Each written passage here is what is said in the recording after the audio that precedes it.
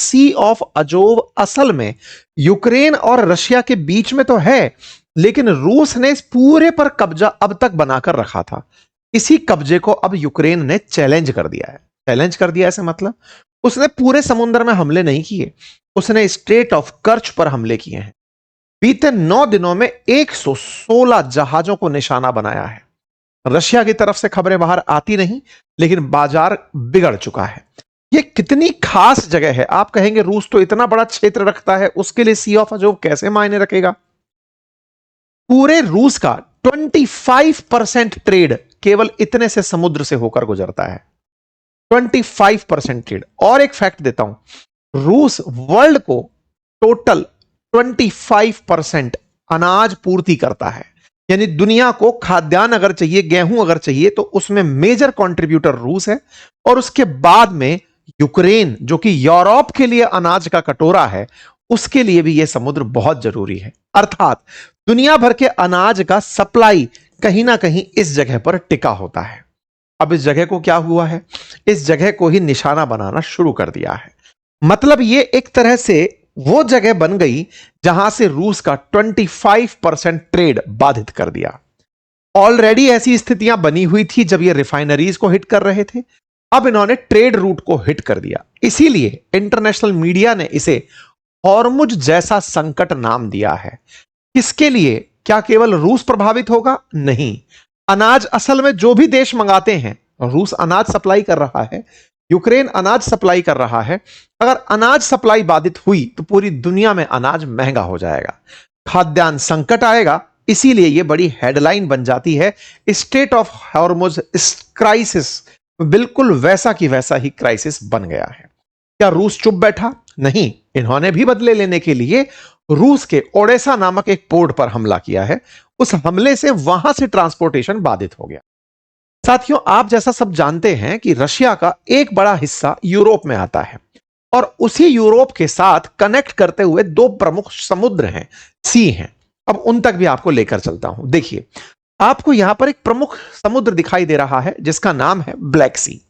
ये जिस ब्लैक सी की मैं आपके साथ जिक्र कर रहा हूं, इस ब्लैक सी को आप इस तरह से भी एक और बोल्ड इमेज में देख सकते हैं। ये ब्लैक सी कनेक्ट कई सारे देशों को करता है, जिसमें से रोमानिया है, यूक्रेन है, तुर्की है, रशिया है। लेकिन उन ब्लैक सी के साथ कनेक्टेड जगहों में एक और सी ब्लैक सी से कनेक्टेड है जिसका नाम है सी ऑफ अजोव। मैं आपको फिर से लेकर के चलता हूं सी ऑफ अजोव की तरफ। यह रहा सी ऑफ अजोव। ब्लैक सी में जॉर्जिया भी खुला हुआ है, रशिया भी खुला है, यूक्रेन खुला है, रोमानिया खुला, बुल्गारिया खुला, तुर्की खुला।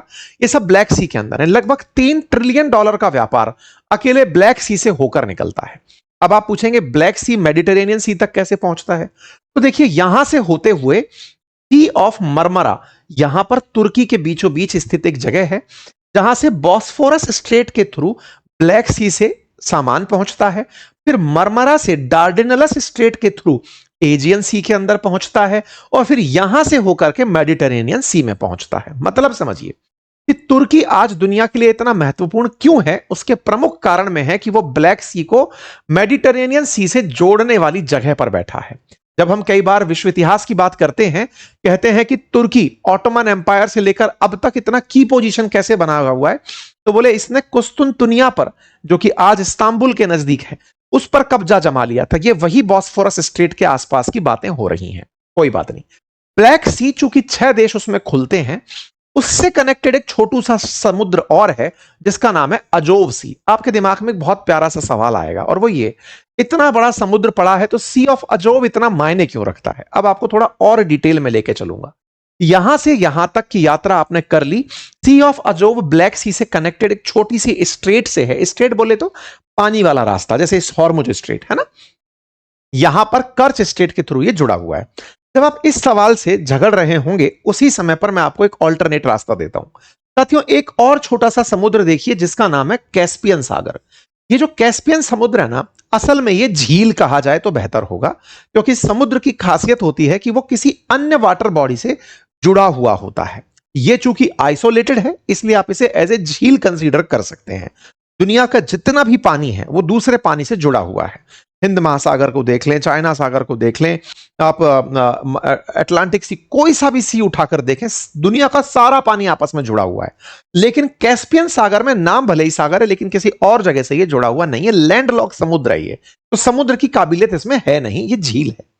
अब क्या है, इस समुद्र के अंदर एक नदी आकर के खुलती है जिसका नाम है वोल्गा नदी। ये जो वोल्गा नदी है ना, ये रशिया के अंदर की सबसे बड़ी नदी है। यहां पर जब ये समुद्र में आकर के खुलती है, और इसी समय पर अजोव सी के अंदर रूस की एक और नदी आकर खुलती है जिसका नाम है डॉन नदी। दो नदियां खास हैं, अजोव में आकर खुलती है डॉन, और वोल्गा खुलती है कैस्पियन सागर में आकर के। रूसियों ने देश की आजादी के, मतलब वर्ल्ड वॉर की सेकेंड वर्ल्ड वॉर के तुरंत बाद, जो युद्ध के अंदर बंधक बनाए हुए लोग थे, जो जर्मन्स थे, जिनको पनिशमेंट देना चाहते थे, उनसे काम करवा करवा के इन दोनों नदियों को आपस में जुड़वा दिया, वोल्गा रिवर को और डॉन रिवर को, और जुड़वा करके 101 किलोमीटर लंबी एक कैनाल बनवा ली, बिल्कुल वैसे ही जैसे आप स्वेज कैनाल समझते हैं, जिसे डॉन और वोल्गा कैनाल कहते हैं। आपको जानकर आश्चर्य होगा, आज पूरे रूस में 7500 किलोमीटर लंबा वाटरवे बना हुआ है, मतलब पानी अंदर से, देश के अंदर से नदियों के माध्यम से, जहाजों के माध्यम से ट्रेड करता है। इनलैंड वाटरवेज बने हुए हैं, ठीक है। अब जो ये खास मैंने 101 किलोमीटर की आपको जगह बताई, इससे अब आपके दिमाग में एक बात पता होनी चाहिए कि चूंकि सी ऑफ अजोव जो है, यहां से डॉन रिवर में जहाज घुसता है, इस कैनाल से घुसकर वोल्गा नदी में घुसता है, और वोल्गा नदी से कैस्पियन सागर में आता है, और कैस्पियन सागर के साथ में बहुत सारे छोटे छोटे देश, जैसे अजरबैजान जुड़ा हुआ है, तुर्कमेनिस्तान जुड़ा हुआ है, कजाकिस्तान जुड़ा हुआ है, ईरान जुड़ा हुआ है, इन सारे देशों में ट्रेड होता है। मतलब समझिए, जिस ईरान को आप स्ट्रेट ऑफ हॉर्मुज से बंद करने की सोचते हैं, वो अपने लिए व्यापार का एक रास्ता इस वाले कैस्पियन सी से होते हुए, वाया रशिया होते हुए, सी ऑफ अजोव से होते हुए, ब्लैक सी के माध्यम से भी बाजार में पहुंचा देता है। अर्थात अगर आपको यह लगे कि स्टेट ऑफ हॉर्मुज बंद तो ईरान बंद हो गया, आंसर है बिल्कुल नहीं। ईरान ने बकायदा चाइना से एक ट्रेन रूट अलग ले रखा है, और यहां से एक वाटरवे अलग ले रखा है। आप इन दोनों बिंदुओं को समझिए। अब हुआ क्या है, हुआ यह कि इस पूरे समुद्र में हमले होते, इससे बेहतर यूक्रेन वालों ने कर्च स्ट्रेट पर हमले कर दिए, कि बेटा गेट पर ही हमले कर दिए, 116 जहाजों को निशाना बना दिया। यहां पर खड़े हुए जहाज सारे दुबक गए, साइडों में हो गए, चलना बंद कि साहब अब नहीं चलेंगे हम। ऐसा होते ही व्यापार में त्राहिमाम है, क्योंकि अल्टीमेटली केवल रशिया नहीं, ये बाकी जो डिपेंडेंट देश थे उन पर भी वार हो गया है। उम्मीद करता हूं कि आपको केवल एक ही बार में सी ऑफ अजोव की स्टोरी समझ में आ गई हो। अर्थात यूक्रेन ने सी ऑफ अजोव पर नहीं, या कर्च स्टेट पर नहीं, असल मायने में रूस की दुखती नस पर हाथ डाल दिया है। उम्मीद करता हूं कि अब आपको यह बात बेहतर तरीके से समझ में आ गई हो। कितनी खास है, कैसे है, वो मैंने आपको बता दिया। ये आप कैनाल्स देख लीजिए, ये रहा डॉन रिवर, ये रही वोल्गा रिवर, और इनको जोड़ने के लिए 101 किलोमीटर की इन्होंने एक स्ट्रेट बनाई हुई थी, एक कैनाल बनाई हुई थी, जिससे इन्होंने काम 1952 के अंदर कंप्लीट कर लिया था। ठीक है साहब, यहां तक हुई सारी बातें। अब सवाल समझ में यह आता है कि सर, जो मैप आपने थोड़ी देर पहले दिखाया, उस मैप के अंदर अजोव सी के एक तरफ तो यूक्रेन जुड़ा हुआ है, तो यूक्रेन का कब्जा नहीं है क्या? बिल्कुल सही समझ रहे हैं आप। लेकिन रूस ने समय रहते रहते इस पूरे अजोव को अपने कब्जे में ले लिया। मतलब इस अजोव से कनेक्टेड जितना भी बॉर्डर एरिया है, चाहे क्रीमिया से या यूक्रेन से, आज रूसी सेना चारों तरफ है। तो फिर साहब यूक्रेन कैसे जगह बना रहा है यहां पे? यूक्रेन ने असल में यहां पर ड्रोन से हमला करना शुरू किया हुआ है। मतलब समझिए कि इस जगह पर इनका जो टारगेट पहले रिफाइनरी था, कि रिफाइनरी पर हमला कर दो, रिफाइनरी से रूस के अंदर तेल संकट उत्पन्न हो जाएगा, वो आपने और हमने खूब चर्चा की। अब इन्होंने एक्सपोर्ट पर हमला कर दिया है कि तुम्हारे पास $400 बिलियन का एक्सपोर्ट है, हम उसको अब निशाना बना रहे हैं। साथियों, मैं आपको कुछ तस्वीरें दिखाता हूं जो यूक्रेन की तरफ से आई हैं। कैसे एक एक करके चुन चुन के जहाजों को निशाना बनाया जा रहा है। आप अगर तस्वीरें देखेंगे ना, उससे अंदाजा लगा लेंगे कि ये बकायदा ना केवल हमले करते हैं बल्कि उसकी रिपोर्टिंग करके रूसी लोगों का कॉन्फिडेंस तोड़ते हैं और रूस पर निर्भर या रूस से प्रभावित जितनी भी दुनिया के देश हैं उन सबको टारगेट करते हैं कि लो बेटा संदेश पार प्राप्त कर लो कि हम कुछ कर रहे हैं। एक एक करके इन्होंने, आप इन तस्वीरों को अगर गहराई से देखें तो लगती हुई जहाजों की आग और लपटें आपको यह बताने के लिए पर्याप्त हैं कि कैसे यूक्रेन ने रशिया को नुकसान पहुंचाया। दूर दूर से दृश्य निकल कर आ रहे हैं कि इनके जहाजों को लगातार निशाना बनाया जा रहा है। तब अब जब इतना निशाना चल ही रहा है, ये तमाम तस्वीरें निकल कर आ रही हैं, तो अब क्या हो रहा है? तो अब हो कुछ नहीं रहा है। रूस अपनी तरफ से दिखा रहा है कि देखो हम उनके जहाज उड़ा रहे हैं। कुल मिलाकर के जहाज उड़ना जारी है। जो पानी के जहाज हैं ये उड़ गए हैं, अब खत्म हो गए हैं। ठीक है साहब। अचानक सी ऑफ अजोव खाली होने लगा है।